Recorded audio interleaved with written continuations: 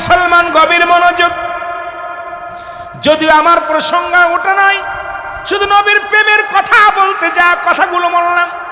রাহমাতুল লিল আলামিন এই দুনিয়ার মধ্যে আগমন করলেন, লম্বা আলোচনা। এটাকে নিয়ে আজকে আলম ইয়াজিদ ইয়াতীমান ফা, এই এক আয়াতের তাফসীর যদি করি রাত শেষ, এত কিছু প্রয়োজন নাই। তবে ওদিকে আমি তো যাই নাই, আনুষঙ্গিক নিয়ে আলোচনা করতে যায় অনেক লম্বা দিকে ঘুরে চলে গেছি। রাহমাতুল নবী দুনিয়ার মধ্যে আগমন করলেন। নবীজির দুধমা ছিল 4 জন। কয়জন? জোরে বলুন, কয়জন? একজন আপন মা 3 দিন 3 রাত পর্যন্ত দুধ পান করাইলেন। রসুলের দুধমা মুসলমান, শুনে নাও, আমিনা। রসুলের দুধমা হালিমাতুস সাদিয়া। রসুলের দুধমা মুসলমান। আবুল আহাবের দাসী সুরাইবা, আবুল আহাবের দাসী সুরাইবা, হযরতে সালমা। এই 4 জন ব্যক্তির দুধ পান করেছে আমার নবী রাহমাতুল লিল আলামিন। এখন আমরা অনেকেই জানি নবীদের দুধমা ছিল শুধু হালিমা, নারেবা জান্না, আরো 3 জন ছিল। এই জন্য ইতিহাস জানতে হবে, ইতিহাস না জানিয়া কথা বললে হবে না রে মুসলমান। শুনে নাও, আমার নবী রাহমাতুল লিল আলামিন এই দুনিয়ার মধ্যে যখন আসলেন, আব্দুল মুত্তালিব দরজায় দাঁড়ায়া বলতেছে, তোমাদের কেউ আসুনি, কারণ এই নূরওয়ালা নূর, আরে আমার আব্দুল্লাহ দুনিয়ার মধ্যে আজকে নাই। আমার আব্দুল্লাহর কলিজার টুকরা দুনিয়ার মধ্যে আগমন করেছে, যার চেহারা দেখে আমি আব্দুল মুত্তালিব বড় পাগল হয়েছি। আরে আব্দু সুফিয়া, হযরতে সুফিয়া বলে, দুনিয়ার মানুষ শোনো, আমি কত মানুষের ঘরে গেলাম, এই পৃথিবীর মধ্যে এমন বান্ধব, এমন নূরের পুতুল আর কোথাও দেখি নাই। আমার নবী দুনিয়ার মধ্যে আগমন করিয়ায় কেঁদেছিল, ইয়া রব্বি হাবলি উম্মতি, ইয়া রব্বি হাবলি উম্মতি। উম্মতির মায় কেঁদেছি নবী আমার। ও মুসলমান, গভীর মনোযোগ শুনে নাও। হালিমাতুস সাদিয়া এই দুনিয়ার মধ্যে মুসলমান সব চাইতে মুসলমান পিছিয়ে আসলেন তায়েফ থেকে। তায়েফ থেকে আসলেন হালিমা, গরিব মানুষ। তৎকালীন জানা নাই তায়েফের জমিনে ফসল ফলতো না, জমিনে অভাব ছিল, জমিনের মধ্যে গাছে ফল ফলাদি কম ছিল। তায়েফ থেকে যখন নবী রাহমাতুল লিল আলামিনকে এসে যখন হালিমার ওই ঘোড়াখানা, গাধাখানা 3 দিন 3 রাত লাগলেন, আসতে লাগলেন। আর রাসূলকে নিয়ে যখন পিঠের মধ্যে চড়াইলেন, সবার আগে অতিক্রম করে, সমস্ত ঘোড়া গাদা অতিক্রম করে হালিমাতুস সাদিয়ার ঘোড়াখানা কোথায় তায়েফের জমিনে পৌঁছে গেলেন। হালিমা বলে, আমি যখন নবীকে নিয়ে আসলাম, যখন পথের মধ্যে আমার নবীর পদধূলির ছোঁয়ায়, ওই ঘোড়ার ছোঁয়ায় এই জমিনের মধ্যে ফসলে ভরপুর হয়ে গেছে। জোরে বলেন মারহাবা। এ মুসলমান, শুধু তাই নয়, আমি হালিমাতুস সাদিয়া, শোনো, শুনে নাও, আমার হুজুরকে আমি বাড়ি আনলাম। আনার পর আমার গাছে, যে গাছে জীবনে ফল ধরে নাই, সেই গাছে ফল, যে বকরিতে জীবনে দুধ হয় নাই, শুকনো স্তনে দুধ পাইলেন নবী রাহমাতুল লিল আলামিনের খাতিরে। এই নবীকে আমি লালন পালন করতে লাগলাম। কূপের পানি শুকায় গেল, তায়েফের কূপের পানি। আমি আমার হুজুরকে নিয়ে গেলাম। আমার হুজুরকে যখন সঙ্গে করে নিয়ে গেলাম, তায়েফের মেয়েরা বলতেছে, হালিমারে কোথায় যাও? বলে, শিশু মুহাম্মদকে পানি পান করাবো। হালিমা, তুমি কি জানো না এই কূপের পানিগুলো অনেক আগে শেষ হয়ে গেছে, আমাদের বকরি গাদাগুলো পিপাসায় কাতর হয়ে আছে। হালিমা বলে, আমি আস্তে আস্তে করে গেলাম, আমার হুজুরকে নিয়ে যখন তায়েফের কূপের পাশে দাঁড়াইলাম, হুজুরের নালা মুবারক, আমার নবীজির মুখ মুবারক থেকে নালা মুবারক বাইর হয়ে কূপের মধ্যে পড়ার সঙ্গে সঙ্গে আমি তাকায় দেখছি, আল্লাহর কসম করে বলি, দুনিয়ার মানুষ শোনো, আরে কূপের কানায় কানায় পানিতে ভরপুর হয়ে গেছে। জোরে বলেন সুবহানাল্লাহ। আর একটু জোরে জোরে চিল্লায় বলেন আল্লাহু আকবার। এ ভাইরা আমার, বন্ধুরা আমার, এইরকম নবীজি 4 বছর রইলেন। 2 বছর করে 4 বছর হালিমাতুস সাদিয়ার ঘরে রইলেন। এরপরে মুসলমান শোনো, এরপরে ওখান থেকে আসলেন আমার নবীজি রাহমাতুল লিল আলামিন। এই দুনিয়ার জিন্দেগির মধ্যে যেহেতু এখন আসে না, এই জন্য ওদিকে যাও ঠিক না, তারপরে শুধু আপনাদের বোঝানোর জন্য বলে যাই, আমার নবী ছোট্টবেলা থেকেই এমন রহমত। নবী আসা পর এই নবীর মুসলমান, তৎকালীন জামানায় মুসলমান বৃষ্টি বন্ধ হয়ে গেল। যখন নবী একদম কিশোর বয়সী, ছোট্ট বয়স, 10 বছর বয়স, কয় বছর? 10 বছর বয়স, পানি বন্ধ হয়ে গেল, বৃষ্টি হয় না। মক্কা মদিনার মানুষগুলো পেরেশানিত, পানির অভাবে সব কাঁদতেছেন। এমন সময় ওই মহল্লার সবচেয়ে বড় মাতবার হলো চাচা আবু তালিব। নাম কি? জোরে বলেন, নাম কি? আবু তালিব। ওনাকে ডাকা হলো। আরবের বড় বড় নেতা, 40 জন নেতা, 40 জন নেতাকে ডাকা হলো। আজকে কাবা ঘরে যেতে হবে, মূর্তি পূজা করতে হবে, বড় বড় বড় বড় পশুগুলো কুরবানি করতে হবে, জবাই করতে হবে, কাবার মালিকের নামে কুরবানি করব, বলি দিব। এটা বলার জন্য সব নেতারা যখন আসলেন, আব্দুল মুত্তালিব আবু তালেব যখন আবু তালেবকে ডাক দিলেন, আবু তালেব যায়। পিছন থেকে আমার নবী ডাক দিয়ে বলে, চাচা গো কই যাও? কয় যাইতেছি। কোথায় তোমাকে বলা যাবে না, আজকে বিশাল আমাদের একটা গুরুত্বপূর্ণ মিটিং আছে। আরবের মক্কা মদিনার বড় বড় 40 জন নেতা। কয়জন? 40 জন নেতা আজকে বৈঠক হবে। খোদার কাছে পানি চাইবো, কাবার মালিকের কাছে, দেবতার কাছে পানি চাওয়ার জন্য যায়। কারণ মক্কা মদিনায় পিপাসা অবস্থা খুব ভয়ঙ্কর। আমার নবীজির রহমতের কথা বলতে গেলে লম্বা আলোচনা, আগে বললাম বাবা। এবার নবীজি বললেন, চাচা আমাকে নিয়ে যান। কয় না, সম্ভব না, কারণ আরবের বড় বড় নেতারা থাকবো, এর মধ্যে তোমার নিলে আমার ইজ্জত থাকবে না। আমার নবী কয়, চাচা আপনি যাইতেছেন, আমারে নিয়ে যান। নবীকে ধমক দিলেন, দিয়ে কয় রেখে গা, তোমাকে জানে যেতে বারণ করলাম, যেও না। নবীজি গুটি গুটি পায়ে পিছে পিছে চাচার পিছে পিছে গেলেন। এবার পিছনের দিকে তাকায় দেখে রে আবু তালেব প্রায় কাবার কাছে পৌঁছে যাওয়ার পর তাকায় দেখে নূরে নবী, নূর আলা নূর, রাহমাতাল লিল আলামিন পিছে দাঁড়ায় আছে। জোরে জোরে বলেন মারহাবা। নবীজি ডাকতে বলেন, সাহাবীরা রে, আগামীকাল তো হুনাইনের যুদ্ধ হবে। ও সাহাবীরা, তোমরা কে কোথায় আছো, প্রস্তুতি নাও, যুদ্ধের ময়দানে যেতে হবে। কথাগুলো খুব গুরুত্ব দিয়ে শুনবেন। আপনাদের যে কোনো মুহূর্তে বাতিলের সঙ্গে লড়াই করতে হতে পারে। আমাদের পতাকা থাকবে, আমাদের অস্ত্র থাকবে আল্লাহ, আল্লাহর রাসূল। আমাদের জবানে থাকবে নারায়ে রিসালাত। আমরা বোমায় বিশ্বাসী নয়, আমরা ক্ষেপণাস্ত্রে বিশ্বাসী নয়। কারণ নবীর প্রেমিকাদের আওয়াজ হবে নারায়ে তাকবীর, আল্লাহু আকবার, নারায়ে রিসালাত, ইয়া রাসূলুল্লাহ। ময়দানেতে প্রমাণ করে দিব আমরা ঈমানদার। জোরে জোরে চিল্লায় বলেন ঠিক কিনা? রাসূল বললেন, সাহাবীরা রে, আমি নবী আজকে 5 মুসলমান 3 জন সেনাপতির নাম ঘোষণা করলেন। কয়জন?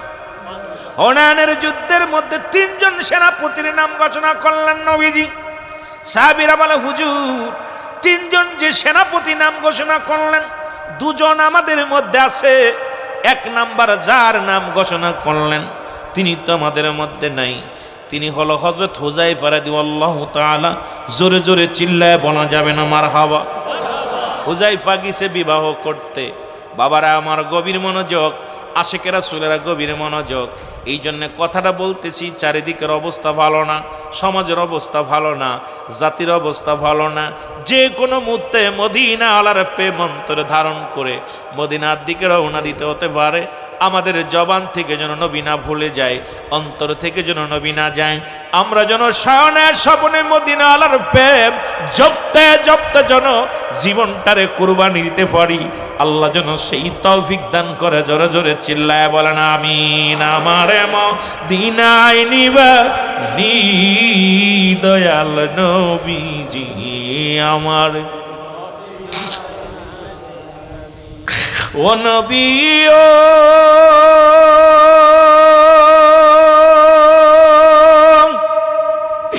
আপনার নূরের ওই মালা খানি ওরে গলেতে লাগাইলাম আমি নবী। আপনার নূরের মালা খানি গলেতে নিলাম আমি, দুঃখ যন্ত্রণা সইলাম আমি। ওগো নবীজি আমার মদিনায় নিবেন, আমার মদিনায় নিবানি দয়াল আমার আরো জোরে বলেন আমার মদিনায় নিবানি। ওগো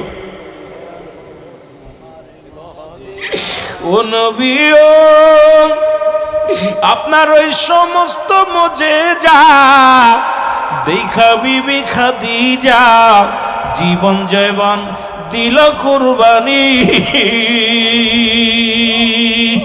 নবী গো আপনার ওই সমস্ত মুজিজা দেখা বিবি খাদিজা জীবন জয়বন দিল কুরবানি। এই বাংলাদেশে বসিয়া কান্দিয়া শেখ পদ্মান চাহিয়া কবে যাব মদিনায় আমি গো নবীজি আমারে মদিনায় নিবানি। বলেন আমারে দয়াল নবীজি আমার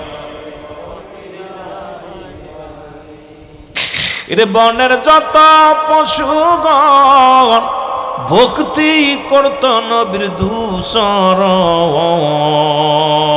কোন নবীর উম্মত রে?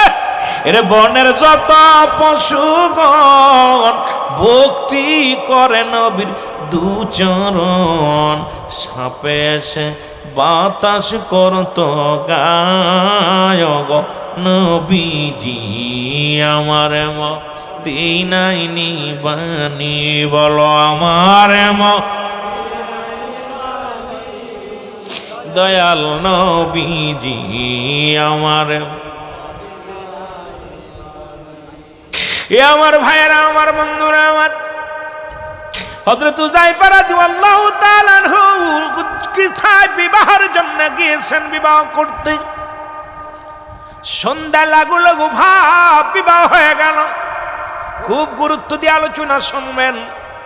হঠাৎ করে এক কাফের কর্তৃক একখানা চিঠি আসলো। চিঠির মধ্যে লেখা আছে, হুযায়ফা রে আগামীকাল হুনাইনের যুদ্ধ। হুযায়ফা রে আমি জানি তুমি বিবাহ বন্ধনে আবদ্ধ হয়েছ, তবে আগামী দিনে 1 নাম্বার সেনাপতি আমি তোমার নাম ঘোষণা করেছি হুযায়ফা। হুযায়ফা, হুযায়ফা রে ইতি তোমার নবী রাহমাতাল লিল আলামিন। মারহাবা বলেন না। হযরত হুযায়ফা চিঠিখানা মুখে লাগাইলেন, চুমা লাগাইলেন নবীর চিঠি পাইয়া। বুকের মধ্যে লাগাইলেন, কপালের মধ্যে লাগাইলেন, মাথার মধ্যে লাগাইয়া দুটি চোখের পানি দরদর করে জমিনের মধ্যে ছেড়ে দিলেন। উপস্থিত সাহাবীরা বলে, হুযায়ফা রে তুমি আজকে বিবাহ বন্ধনে আবদ্ধ হলে, এই মাত্র তোমাদের এজাব কবুল হলো, তোমার চোখে পানি কেন? তুমি কাঁদছো কেন? আর কিসের পত্র, কিসের চিঠি? হুযায়ফা বলে, এই চিঠির মূল্য তোমরা বুঝবা না। এই চিঠি আমার নবী রাহমাতাল লিল আলামিন পাঠিয়েছে। আরে আগামীকাল আমার নবী আমার নাম ঘোষণা করেছে। আগামীকাল হুনাইনের যুদ্ধ, এই যুদ্ধের 1 নাম্বার সেনাপতি আমার নাম ঘোষণা করেছে। আমি হুযায়ফা আজকে বিবাহ বন্ধনে আবদ্ধ। ওদিকে আমার নবীজি আমারে না পাইয়া আমার জন্য চিঠি লিখেছে। এত সময় যদি আমি নবীর সামনে থাকতাম রে, আমি আমার নবীকে আমি প্রাণ ভরে দেখতাম। জোরে জোরে চিল্লায় বলা যাবে না মারহাবা? আর একটু জোরে জোরে চিল্লায় বলা যাবে না আল্লাহু আকবার? হুযায়ফা উঠে দাঁড়াইলেন। উপস্থিত জনগণ বললেন, হুযায়ফা রে এই মাত্র বিবাহ হলো, এখন মিষ্টি বিতরণ হবে, দোয়া হবে। দোয়ার আগে তুমি কেন ওঠো? বর যদি উঠে যায় বাবা, বিবাহের অবস্থা কি হয়? হুযায়ফা বলে, তোমরা মিষ্টি বিতরণ করো, আমার আর সময় নাই। আরে আগামীকাল যুদ্ধের ময়দানে যেতে হবে। রাহমাতুল লিল আলামিন আমার নাম ঘোষণা করেছে, আমার আর থাকার সময় নেই। একটা দড়ি দিয়ে তো একটা দড়ি নবীজির কদমে চলে গেলেন। রাসূলুল্লাহর কদমে যায় সব কিছু সারা রাত ধরে গুছাইলেন। ও মুসলমান শোনো, যুদ্ধের সরঞ্জানি সব কিছু গুছাইলেন। লম্বা আলোচনা, এত বড় আলোচনা ঘন্টা 2 মতো বললে আপনারা বুঝবেন। শুধু সংক্ষেপ আকারে আমি আপনাদেরকে একটু জানিয়ে দিয়ে যাই। কিন্তু অনেক লম্বা আলোচনার আমাকে একটা বিষয় দিয়েছে আমার ভাইরা, এই জন্য আমার আলোচনা আমি অন্যদিকে যাব না রে মুসলমান, শুনে নাও।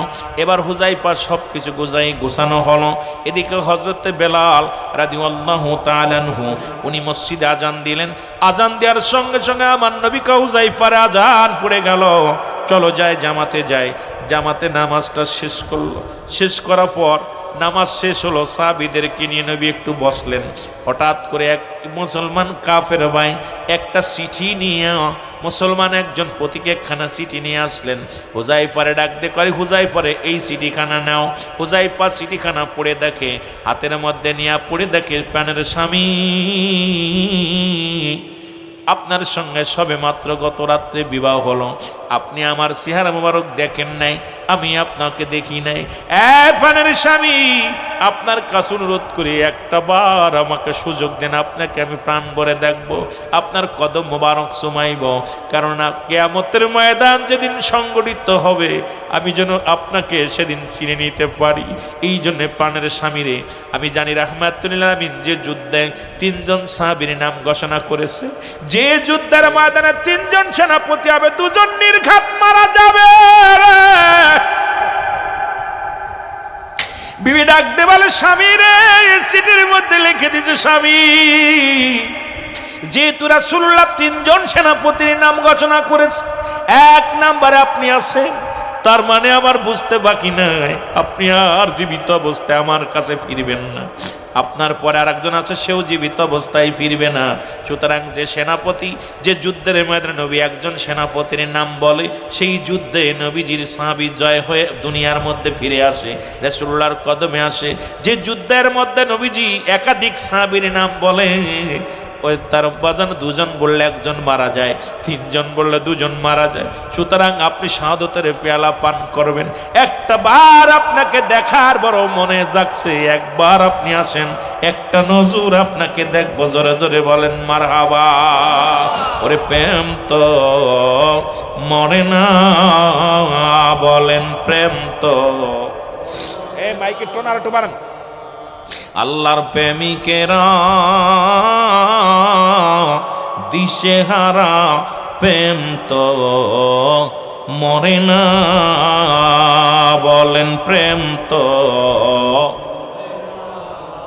ওরে প্রেম করেছেন মুসা নবী,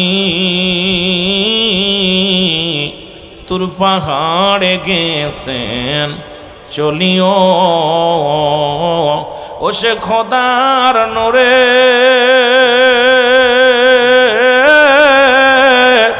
পাহাড় জলে, মুসা তবু জলে না, প্রেম তো।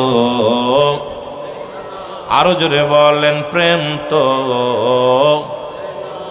আল্লাহর প্রেমিকেরা দিশেহারা, প্রেম তো মরে না, বল প্রেম তো। এই প্রেম কোন প্রেম রে ভাই? দুনিয়া সেরাসেরির প্রেম না। আল্লাহর সঙ্গে যে প্রেম করছেন, আপনার বৃষ্টি বাদল কিছু ঠেকাইতে পারে নাই। মদিনাওয়ালার ভালোবাসায় আল্লাহর গোলাম হয়ে জান্নাতের বাগানে বসেছেন, সুবহানাল্লাহ বলেন।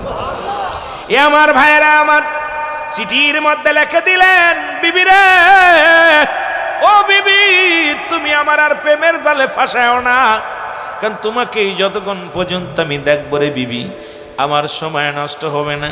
আমি জানি আমি মারা যাব, আমি শাহাদাতের পেয়ালা পান করব। আমি আমার নবীকে আমি প্রাণ ভরে দেখিনি, যাকে দেখলে খোদা নিবারণ হয়ে যায়, যাকে দেখলে গম হারাম হয়ে যায়, সেই নবীর কদম মুবারক থেকে তুমি ডেকো না রে বিবি, আমি যেতে পারবো না। ওই চিঠিখানা নিয়ে আবার দিলেন, চিঠির মধ্যে আবার বিবি লিখে দিলেন, বেস্বামী রে, আমি আপনার একমাত্র বিবি, আপনি আমার একমাত্র স্বামী, দুনিয়ার মধ্যে কোনো দিন আপনাকে দেখি নাই। স্বামী, আপনাকে আমি বিরক্ত করব না, আপনাকে আমি সময় নষ্ট করতে দিব না, শুধু একটা বার আসবেন, দরজায় দাঁড়াইবেন, আমি আপনার কদম মুবারক চুমা দিব, আপনাকে একটু প্রাণ ভরে দেখব, প্রেম বিনোদন করব না, একটু দয়া করে আপনি আসেন। চিঠিখানা আসলেন, চিঠিখানার মধ্যে লিখে দিলেন, আবার মুসলমান হযরত হুযায়ফা, বিবি রে, তুমি আমার আর ভালোবাসার বাঁধনে বেঁধো না, আমার রাসূলের কদম থেকে আর ডাক দিও না, আমি যেতে পারবো না। চিঠিখানা নিয়ে গেলেন, তৃতীয়বার আবার চিঠিখানা আসলেন। চিঠিখানা পাইয়া হুযায়ফা মনটা একটু মলিন হয়ে গেলেন। রাসূলুল্লাহ সাহাবীদের কথা বলা বাদ দিয়া বললেন, হুযায়ফা রে, হঠাৎ তোমার মনটা কেন মলিন? আমার নবী বলে, হুযায়ফা রে, তোমার মনটা কেন মলিন? বলে, ইয়া রাসূলুল্লাহ, ইয়া হাবিবাল্লাহ, না কিচ্ছু না। বলে, হুযায়ফা রে, একটু পরেই তো যুদ্ধের জন্য রওনা হব, সব কিছু প্রস্তুতি করেছো? বলে জি হুজুর। বলে তবে তোমার মনটা কেন মলিন? তোমার হাতের মধ্যে কি? বলে না হুজুর কিছু না। কয় আমার কাছে লুকায়ও না, তোমার হাতের মধ্যে কি পত্র? বলে ইয়া রাসূলুল্লাহ, ইয়া হাবিবাল্লাহ, এই পত্রখানা আমার বিবি একবার নয় দুবার নয় তিনবার পত্রখানা লিখছে। আমি গতকালকে বিয়ে করেছি, আমার বিবি আমাকে এক নজরে দেখার জন্য বড় পাগল হয়ে গেছে ইয়া রাসূলুল্লাহ, অথচ এখন তো আমি যুদ্ধের ময়দানে যাব, আমার কাছে দুনিয়ার ধন দৌলত বিবি বাচ্চা পরিবার পরিজনের চাইতে সব থেকে প্রিয় আমার নবী রাহমাতাল লিল আলামিন। পৃথিবীর সারা পৃথিবী যদি আমাকে এক হাতে দেয়া হয়, আমি হুযায়ফা পৃথিবীর কোনো কিছু চাই না, আমি রাহমাতুল লিল আলামিনকে চাই। জোরে জোরে বলেন মারহাবা, আর একটু জোরে জোরে চিল্লায় বলেন আল্লাহু আকবার। আল্লাহর নবী ডাক দিয়ে বলে হুযায়ফা রে, শোনো, তোমাকে আমি ছুটি দিলাম, যাও তোমার বিবির সঙ্গে দেখা করে আসো, দেরি করো না। হুযায়ফা বলে ইয়া রাসূলুল্লাহ, ইয়া হাবিবাল্লাহ, একটু পরেই তো যুদ্ধের ময়দানে যেতে হবে। আমার নবী বলে আমি তোমাকে একটু সময় দিলাম, যাও, তুমি আসার পর আমরা কাফেলা ছাড়ব। হুযায়ফা বাড়িতে চলে গেলেন, দরজায় দাঁড়ায় ডাক দিয়ে বলে আসসালামু আলাইকুম বিবি রে। বিবি ভিতর থেকে বলে ওয়ালাইকুম আসসালাম স্বামী। বলে হুযায়ফা ডাক দিয়ে বলে বিবি রে, তুমি দেখো, আমারে প্রাণ ভরে দেখো, আমার কাছে এসো না, কারণ আমি রাহমাতুল লিল আলামিন আমার নাম ঘোষণা করেছে যুদ্ধের ময়দানে প্রথম সেনাপতি হিসেবে। আমি যাব যুদ্ধের ময়দানে, আমার নবী অপেক্ষা করতেছে, শুধু আমার নবী যে হুকুম দিয়েছে হুকুম তালিম করার জন্যে, হুকুম পালন করার জন্য আমি তোমার কাছে ছুটে এসেছি, দেখে নাও। হুযায়ফার বিবিরে দেখলেন, হুযায়ফাও বিবিরে দেখলেন। যাবার সময় হুযায়ফার বিবি বলে স্বামী রে, শুধু 2 রাকাত নামাজ আদায় করবো, এইটা সুযোগ আমার সঙ্গে দিবেন, আর আমার সঙ্গে একটা দোয়া করবেন, কারণ আখিরাতে দেখা হবে, দুনিয়ায় দেখা হবে না। নামাজ শেষ হলো, 2 রাকাত নামাজ পড়ে দোয়া করতে লাগলেন। স্বামীকে ডাক দিয়ে বললেন স্বামী রে, আপনার কিচ্ছু বলা লাগবে না, আমি শুধু দোয়া করব, শুধু আপনি আমিন বলবেন, আর কিছু বলবেন না। এবার দোয়া করতে লাগলেন, আল্লাহ সবে মাত্র আমাদের বিবাহ বন্ধনে আবদ্ধ হলাম, রব্বে কারীম,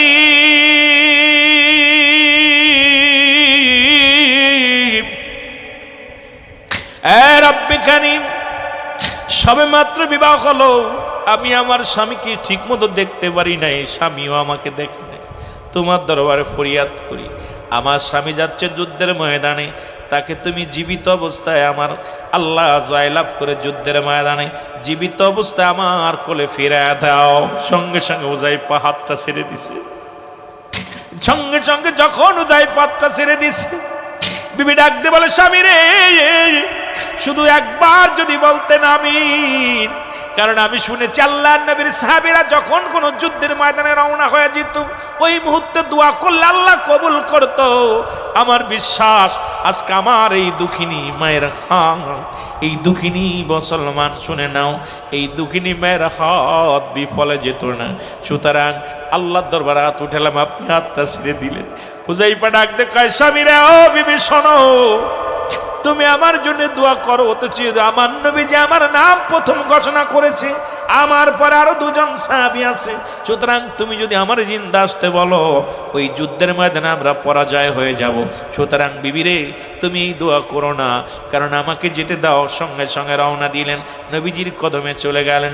পিছন থেকে দেখে স্বামী, স্বামী তাকায় দেখে মুসলমান বিবি 2টি চোখের পানি ছেড়ে কান্দে আর বলে, আল্লাহ তুমি আমার স্বামীরে ফিরাইয়া দিও, বিজয়ের বেশে ফিরাইয়া দিও। হুযায়ফা ডাক দে কয় বিবি রে, অপেক্ষায় থাকো, কিয়ামতের ময়দানে হয়তো দেখা হবে। পৃথিবীর মধ্যে আমার নবী ছাড়া আমি কিচ্ছু চাই না, দুনিয়ার বাড়ি গাড়ি ধন সম্পদ বিবি বাচ্চা পরিবার পরিজন, আমি হুযায়ফা কিচ্ছু চাই না। আমার কাছে সবচাইতে প্রিয় আমার নবী রাহমাতাল লিল আলামিন। জোরে জোরে চিল্লায় বলা যাবে না মারহাবা। এর রাহমাতাল লিল আলামিন, আপনি উম্মতের জাবিন, বলেন রাহমাতাল লিল তের জাবিন, গুনাহগারের অতি আপনজন, আল্লাহর নবী মায়ার নবী,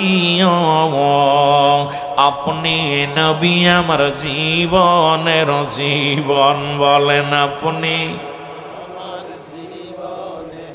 ওগো আপনি আমার জীবন সাথী, অন্ধকার ভোরের বাতি বলেন আপনি আমার জীবন সাথী। ওগো অন্ধকার ওগো আপনি সারা বলেন বাসি কেমনে।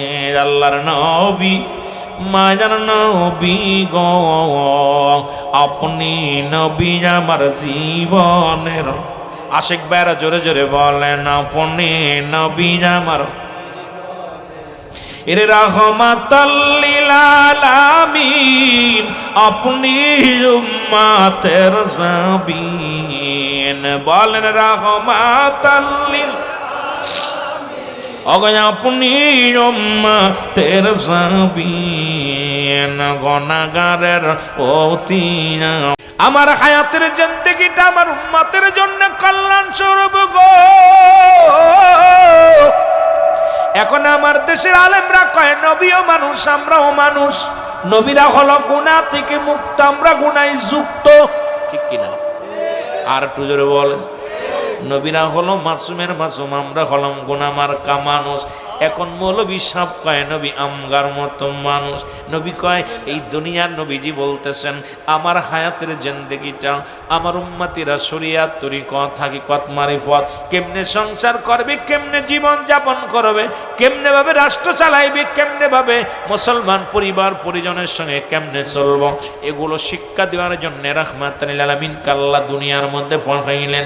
আমার উম্মতিরা নবীজি ডাক দে, উম্মতিরা রে, আমি নবী তোমাদের সঙ্গে কথাবার্তা বলেছি, তোমাদের সঙ্গে চলাফেরা করেছি, এই জন্য আমার উম্মতিদের জীবন ধন্য।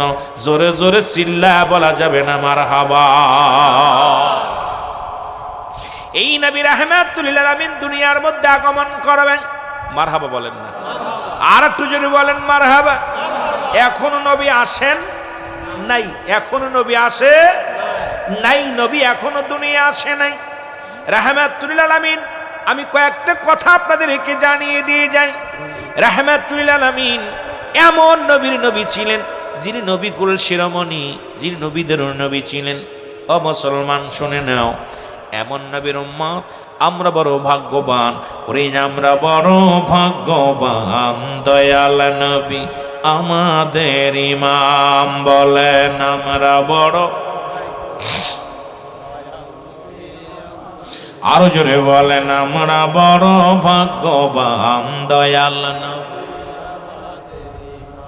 কঠিন হাসরের মাঠে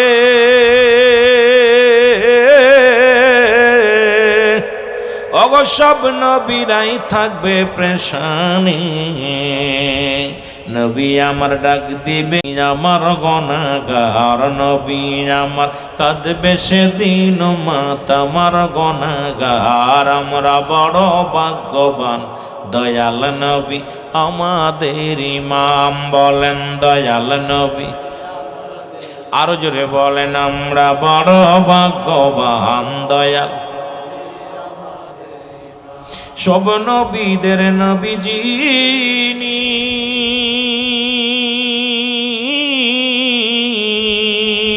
অগর রহমতের দ্বার পাইলেন তিনি।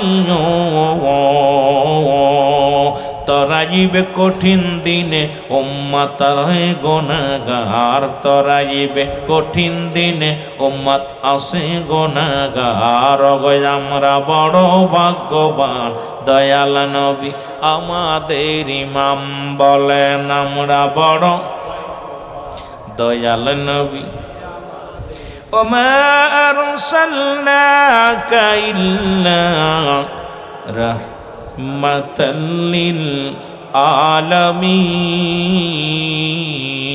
জোরে বলো মারহাবা। এ দুনিয়ার মুসলমান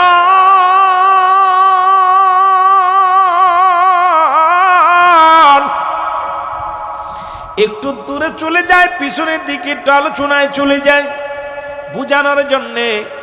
আমার নবীজির চাচার সংখ্যা ছিল 9 জন। কয়জন? নবীর বাবারে দইরা মোট 10 জন। আব্দুল মুত্তালিবের ছেলে মেয়েদের সংখ্যা ছিল, ছেলের সংখ্যা ছিল 10 জন, মেয়ের সংখ্যা ছিল 6 জন। এদের মধ্যে ঈমানদার হলো 2 জন। ছেলেদের মধ্যে দুজন ইমানদার, একজনের নাম আমিরে হামজা আর একজনের নাম আব্বাস। মুসলমান বাকি 7 জনই রাসূলুল্লাহর সঙ্গে বিদ্রোহী করেছে, নবীকে মানতে পারে নাই, আমার নবীরে কষ্ট দিছে। ভালো করে লেখে নেন বাবা, ভালো করে লেখে নেন। এই দুজন ব্যক্তি 7 জনই রাসূলুল্লাহর বিরোধিতা করেছে। এই জন্য চট্টগ্রামের জমিনে ভালো মন্দ দুইটাই আছে, পৃথিবীর মধ্যে দুইটা আছে। রাসূলুল্লাহর মুসলমান ফুপুর সংখ্যা ছিল 6 জন, আব্দুল মুত্তালিবের মেয়ের সংখ্যা ছিল 6 জন। এদের মধ্যে 2 জন হলো ইমানদার, একজনের নাম হযরত সুফিয়া আর একজনের নাম হযরত ওমর। বাকি 4 জনই রাসূলুল্লাহর সঙ্গে বিরোধিতা করেছে। আজকে বাংলাদেশের দিকে তাকাইলে দেখি দাড়ি টুপি জুব্বা পাগড়ি সবই ঠিক আছে, নবীর নাম শুনলেই তাদের মুখটা বেজার। জোরে বলেন ঠিক কিনা? কিছুদিন আগে দেখলাম আলেম সাহেব বলতেছে যে আইছে মিলাদুন নবী, মিলাদুন নবী। এরে মিলাদ মিলাদ ব্যঙ্গ করে আলেম ওলামারা। কেমন আলেম গো? এটা আবু জাহেল মার্কা আলেম, এটা কেমন মার্কা? আল্লাহ কমিনান নাস, মানুষের মধ্যে মাকুল তারা বলবে আমার নাতের ঈমান আনছে, বিল্লাহি আল্লাহর প্রতি অবিলা মিনা কিরিয়া কেনাতের প্রতি বিশ্বাস স্থাপন করছে। ওমা হুম বিমুমিনিন। আল্লাহ কয় হাবিব রে ঈমানদার কোথায়? নাস শব্দের অর্থ মানুষ। এই মানুষের মধ্যে বেঈমানগুলো আছে, কাফের আছে, দুশমনের রাসূল আছে, সবগুলো ধরানোর জন্য মুসলমান গভীর মনোযোগ শুনে নেন। আজকে মানুষের মধ্যে বেঈমানগুলো, নবীর চাচার সংখ্যা ছিল 9 জন, 7 জনই ছিল নবীজির বিরোধিতা করেছিল। আর মুসলমান, আজকে মুসলমান শুনে নাও, বাতিলের সংখ্যা বেশি না কম? নবীজির 2 জন ফুপু ঈমান আনছে, 2 জন ফুপু মুসলমান চাচা ঈমান আনছে। 2 আর 2 4, আর ওদিক হলো 7 আর 4 কত? 11 জন। 11 জন ছিল দুশমনের রাসূল, 4 জন ছিল রাসূলের পক্ষে। আজকে মুসলমান সেখান থেকে গোটা বিশ্ব পাগল বানাইছে। নূর ওয়ালা নূর, রাহমাতাল লিল আলামিন। এসে জোরে বলেন ঠিক কিনা? এখানে একটা মজার বিষয় যে দাড়ি টুপি জুব্বা পাগড়ি দেখে ভুলে যাবেন না। দাড়ি টুপি এই শয়তানি সুরত দইরা রাগ করেন না। আবার আমার মিডিয়ায় কথাগুলো যাচ্ছে, এগুলো আবার অনেকেই ব্যঙ্গ করবে। রুহুল আমিন সিদ্দিকী সাহেব আমাদেরকে দাড়ি টুপির বিরোধিতা করছে। না বাবা, অসংখ্য দাড়িওয়ালা টুপিওয়ালা আমার রাসূলকে নিয়ে কটাত্ব না করলে তারা রাত্রে ঘুমায় না। জোরে বলেন ঠিক কিনা? এই জন্য লিবাস লাগাইয়া দুশমনের রাসূলেরা আমাদের সামনে ঘোরাঘুরি করতে। আবু জেলুর এই পর্যন্ত লম্বা দাড়ি ছিল, আবু জেলুর লম্বা দাড়ি ছিল। আমি দাড়ির বিরোধিতা করতেছি না, দাড়ি রাসূলের দায়েমি সুন্নাত, আমি সুন্নাতের প্রতি গুরুত্ব দিয়েই কথা বলতেছি। আপনারা খেয়াল করবেন, আজকে আমার দেশে অসংখ্য সাইকল হাদিস আল্লামা লাগাইয়া আমার নবীজির মেলাদের তাবারকটাওকে, যে তাবারক আজকে যেখানে মাহফিলে তাবারক হয়েছে, এটা সম্পূর্ণ পুত পবিত্র। মাদারুজ্জুন নবুয়াতের প্রথম খণ্ডের মধ্যে বয়ান করে যারা হারামকে হালাল বলে সে কাফের, কাফের, কাফের। যারা আপনার এই কোথায়, এই আপনাদের চট্টগ্রামের জমিনে এই হালাল তাবারকরেও মানুষ বলেছে এটা কুকুরের পায়খানা। সুতরাং এরা কি ইমানদার না বেঈমান? আরো যারা বলেন ইমানদার না বেঈমান? আমি কারোর নাম বলতেছে না। রুহুল আমিন সিদ্দিকী বাস্তববাদী বক্তা। এসেছি মাগুরা থেকে, এখান থেকে মৃত্যু লাশ হয়ে গেলেও দুঃখ নাই। তবে আল্লাহর দরবার বলতে পারবো, রব্বি করিম আপনার দরবারে বলতেছি যে আমি উচ্চকণ্ঠে মদিনাওয়ালার পক্ষে সত্যের কথা বলার কারণে জীবন চলে গেছে, দুঃখ নাই। তবে একটা কথা আমি বলে যাই, এই রকম দাড়িওয়ালা টুপিওয়ালারা আজকে পৃথিবীর মধ্যে যারা আমার দুশমনের রাসূল, তাদের সঙ্গে আমাদের কোনো সম্পর্ক নাই। জোরে বলেন ঠিক কিনা? আর একটু জোরে বলেন ঠিক কিনা? আমার রাসূলকে যারা মৃত্যু নবী বলে, হায়াতুন নবী বললে কষ্ট পায়, অথচ এই মৌলবী যখন তার নিজের পীরের সামনে যায়া তার শায়েখের কবরের পাশে যায় বলে আসসালামু আলাইকুম আলাল কবর, আমার বাবারা সালাম যদি জীবিত মানুষ পায় তা তার শায়েখ তো মৃত্যুবরণ করেছে, কেমনে সালাম পায়? কথা বোঝেননি? কথা বোঝেন? আমার রাগ করতেছেন? কথা বোঝা যায় আমার? উনি যে বলল নবীজি মরে গেছে, জিন্দা নবী না, হায়াতুন নবী না, মরা নবী। ঠিক আছে, আমরা যেই সালাম দিই কয় মরা নবীরে সালাম দেওয়া যাবে না। তা তোমার বাবারে সালাম দিলা, তোমার পীরে সালাম দিলা, ওটা মরছে না বাঁচে আছে? এই 3-4 জন কথা কয়, আপনার কথা কন না কেন? মরছে না বেঁচে আছে? তোমার শায়েখ জিন্দা আছে কবরে, আর আমার নবী মরছে। এই বুকাদের লগে আমাদের কোনো সম্পর্ক আর যারা বলে সম্পর্ক নাই। এ খোদা, এই মাহফিল থেকে শপথ করি এই সমস্ত মানুষের সঙ্গে আমাদের সম্পর্ক রেখো না। যারা বলেন ঠিক কিনা? কোন পথে চলাও? ইহদিনাস সিরাতাল মুস্তাকিম, আল্লাহ সরল সঠিক পথে, যে পথে তোমার প্রিয়জন গেছে সেই পথে চলাও। যারা বলেন ঠিক কিনা? আরো যারা বলেন ঠিক কিনা? সালেহিনের পথে চলাও, ভান্ডারিয়ার দরবার শরীফের পথে চলাও।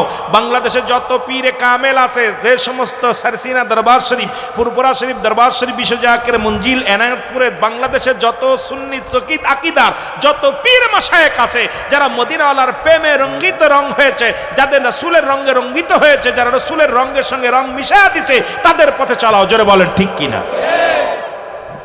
কষ্ট পাচ্ছেন না? ওদের সঙ্গে চলবেন? আরো জোরে বলেন। এ আমার ভাইয়েরা, আমার বন্ধুরা, আমার আর নবীজির রাহমাতুল লিল আলামিন, আপনারা বুঝে নেবেন মুসলমান, গভীর মনোযোগ বুঝানোর জন্য আমি কথাগুলো বলতেছি। রাহমাতুল লিল আলামিন যখন দুনিয়ার মধ্যে আগমন করলেন, লম্বা পিছনে যাব না, নূরের জগতে যদি যে আব্দুল্লাহর ওই নূর মোবারক মিয়া 10 জন ছেলের কোরবানি নিয়ে লম্বা আলোচনা, এটা করতে গেলে আরো 1 ঘন্টা পিছনে পড়ে যাব। আমি মূল আলোচনার মধ্যে ফিরে যাই।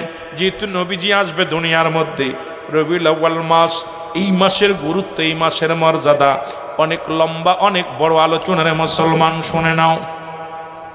রহমতের নবী যখন দুনিয়ার মধ্যে আগমন করলেন, আব্দুল মুত্তালিব উনি কাবার পাশে বসে আছেন। উনি খবর পাইলেন, কে যেন বলে, আব্দুল মুত্তালিব রে, তুমি বসে আছো, তোমার ঘরের মধ্যে নূর আলা নূর রাহমাতুল লিল আলামিন আগমন করেছে। আব্দুল মুত্তালিব এক দড়ি চলে গেলেন বাড়িতে। সুফিয়াকে ডাকতে বলে, সুফিয়া রে, বলো আমার ঘরের মধ্যে আমার আব্দুল্লাহর কি হয়েছে বলো, আমার আমেনার কি হয়েছে বলো। বলে, বাবা এখনো কিছু হয় নাই, এখনো কিছু হয় নাই। বলে, না আগে বলো, আমি সংবাদ শুনেছি। কে যেন আমাকে আওয়াজ দিয়ে বলছে, আব্দুল মুত্তালিব রে, তুমি কাবার সামনে বসে আছো, যাও তোমার ঘরের মধ্যে এই জগৎ তরানোওয়ালা নবীদের নবী রাহমাতুল লিল আলামিন দুনিয়ার মধ্যে আগমন করেছে। যারা বলেন মারহাবা। আল্লাহ কয়, ইয়া আইয়ুহাল্লাযিনা আমানু, ঈমানদার। এখানে ইয়া আইয়ুহান নাস বলে, নাস শব্দের অর্থ মানুষ।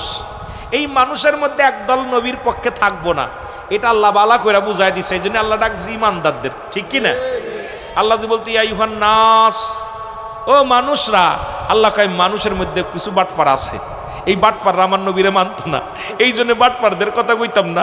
আমি ডাক দিব আমার ঈমানদারদের, যারা আমার পক্ষে আছে, আমিও পড়ি, ফেরেশতারাও করে, আমার নবীরে সম্মান করব ঈমানদার যারা। জোরে বলেন ঠিক কিনা? এখন একটা হলো ঈমান, একটা হলো আমল। ওয়াজ মেলা বেড়ে যাইব, বিপদে পড়ে যাবো, কথা বুঝেননি? একটা হলো ঈমান, একটা হলো আমল। ঈমান ও আমল হলো নামাজ, রোজা, হজ, যাকাত, কুরবানি, এগুলো হলো আমল। আর ঈমানটা হলো নবী মুহাম্মদুর রাসূলুল্লাহ সাল্লাল্লাহু আলাইহি ওয়াসাল্লাম। আরে যার ভিতরে ঈমান নাই, তোর কিসের নামাজ? তোর ভিতরে ঈমান নাই, তোর কিসের দাড়ি? তোর ভিতরে ঈমান নাই, তোর কিসের পাগড়ি? তোর ভিতরে ঈমান নাই, তোর কিসের হজ? তোর ভিতরে ঈমান নাই, তোর কিসের যাকাত? তোর ভিতরে ঈমান নাই, তুই কিসের মুমিন? তুই তো ঈমানদার হতে পারিস না। যারা বলেন ঠিক কিনা?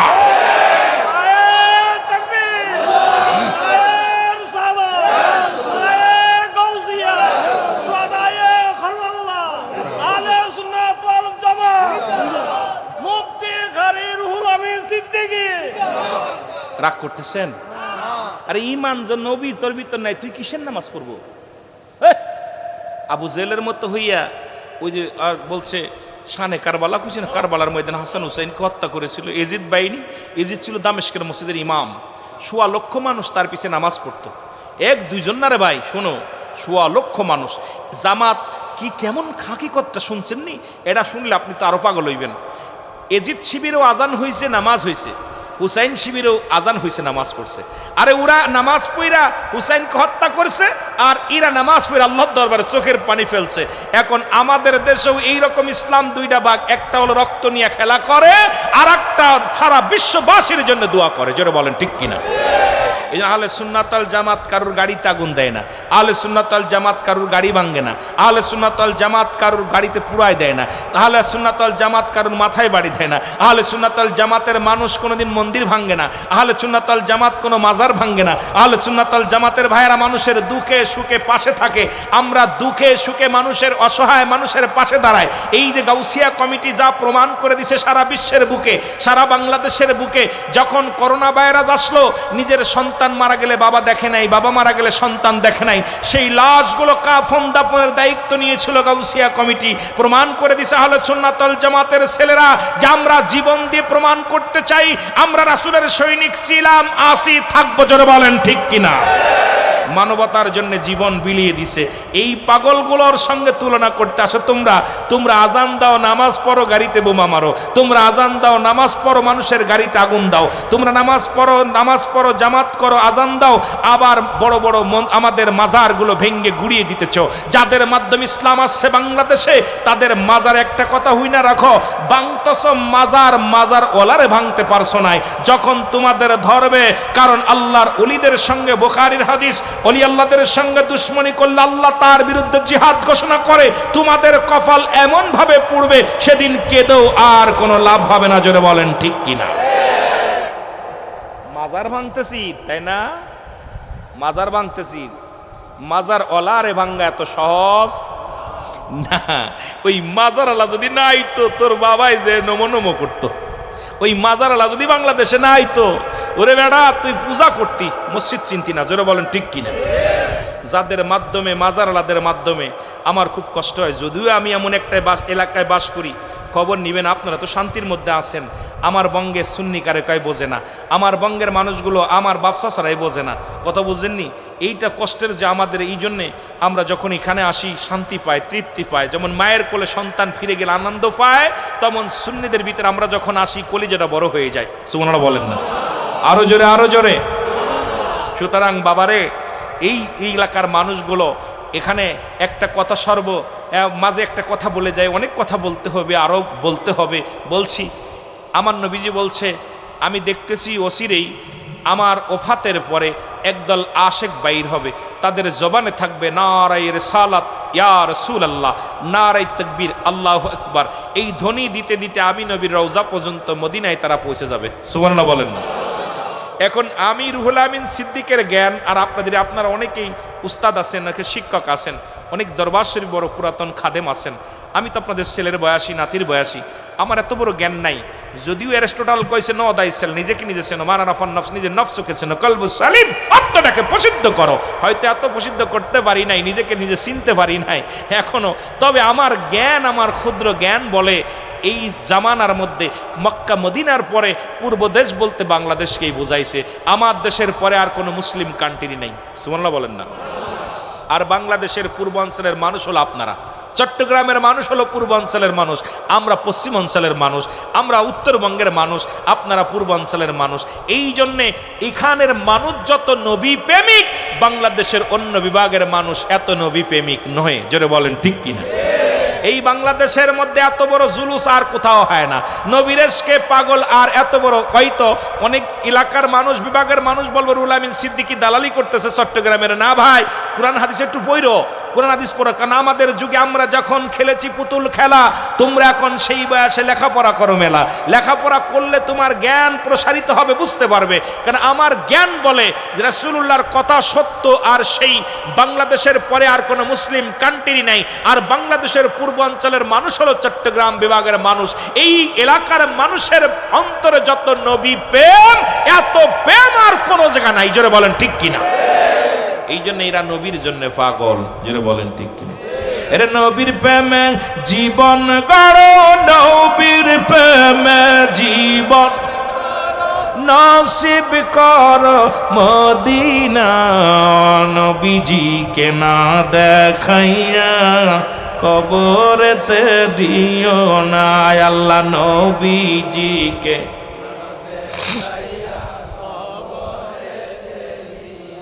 মারহাবা, সবাই জোরে জোরে বলেন না? নবীর প্রেমে জীবন করো তোমরা, নবীর প্রেমে